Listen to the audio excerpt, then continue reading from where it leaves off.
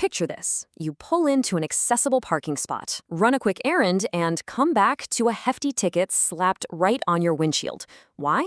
Well, because you didn't realize your disabled parking placard had expired. Talk about a frustrating day, right? Welcome to this explainer. Think of this as your ultimate, completely stress-free guide to staying compliant, keeping those parking privileges active, and just maintaining your daily mobility in Maryland. Let's get right into it.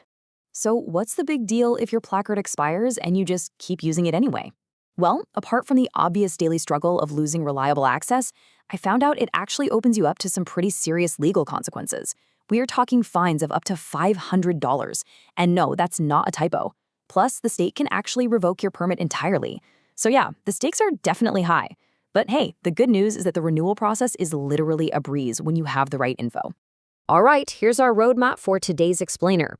We'll cover Placard basics and eligibility, gathering necessary documents, choosing your renewal method, avoiding common pitfalls, verifying your renewal, and finally a quick summary and legal disclaimer.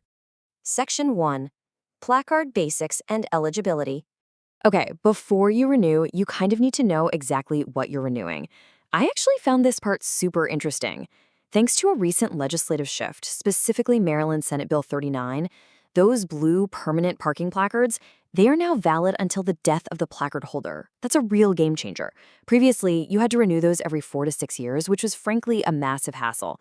Now, if you have a red temporary placard, the rules are much stricter. Those are issued for short-term recovery, so they only last for 1 to 6 months. If your condition persists past that, you've got to complete a full recertification. To renew, your condition obviously still needs to meet Maryland's specific eligibility criteria. Basically, you qualify if you can't walk 200 feet without stopping to rest, or if you require a mobility device, like a wheelchair or cane, or even just the assistance of another person. Other qualifiers include severe lung disease, class 3 or 4 cardiovascular disease, relying on portable oxygen, legal blindness, or the loss of a limb. And here's a really important note. The state fully recognizes that not all disabilities are visible.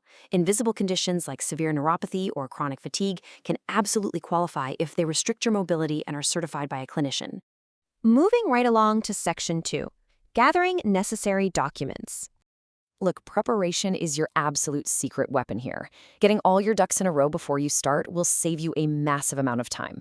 You really just need 3 things. First, grab the MVA form VR210. That's the official application for Maryland parking placards or license plates. Make sure you fill out your applicant section completely. Second, have your valid Maryland driver's license or state-issued ID handy. And third, you need the medical certification portion of that VR210 form completely filled out by an approved healthcare provider. That could be a doctor, nurse practitioner, physical therapist, or optometrist, depending on your situation. But wait, there is a crucial, massive time saver of an exception you definitely should know about. If you're applying for a permanent placard because of the loss of an arm, hand, foot, or leg, Maryland law actually allows you to self-certify. Yeah, you heard that right. You can completely bypass the doctor's visit and the medical signature requirement. Just show up in person at an MVA branch with your ID, and you can handle the certification yourself right at the counter. Okay, Section 3. Choosing your renewal method.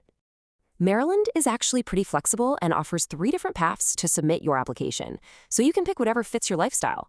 Online via the My MVA portal is hands down the fastest route.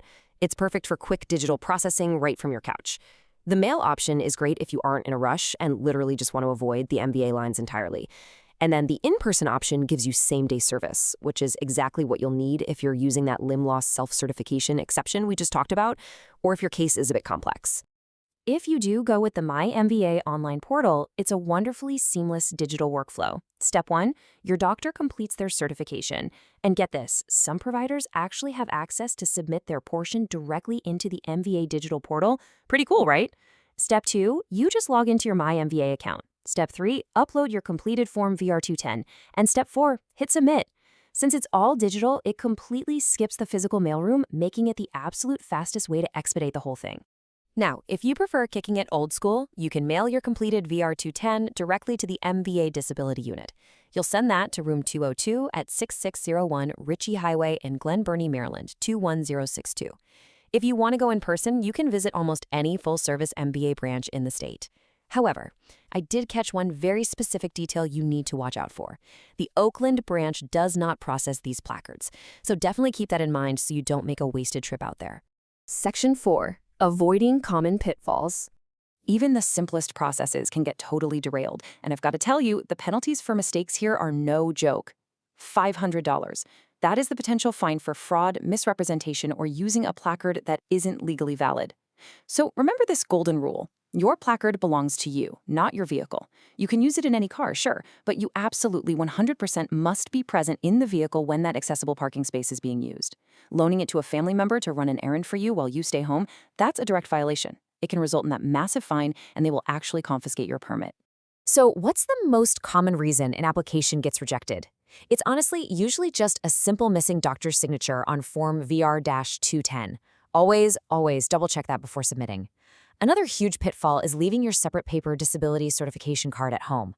Law enforcement can legally ask to see it at any time, and you're required to have it on you. Finally, please don't misunderstand the meter rules. In Maryland, parking at non-ADA compliant meters is totally free, but at ADA compliant meters, you still have to pay, though your placard does grant you double the posted time limit, maxing out at 4 hours. So good to know. Section 5.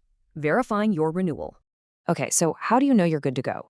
You can confidently confirm your new placard is active by logging into the My MVA portal to track your status. If there are any hiccups, the portal will usually alert you to whatever info is missing. Also, I highly encourage you to proactively check your expiration dates. Because of the recent law change we talked about, some of you might be driving around with older blue permanent placards that still have a 4 or 6 year expiration date printed right on the plastic.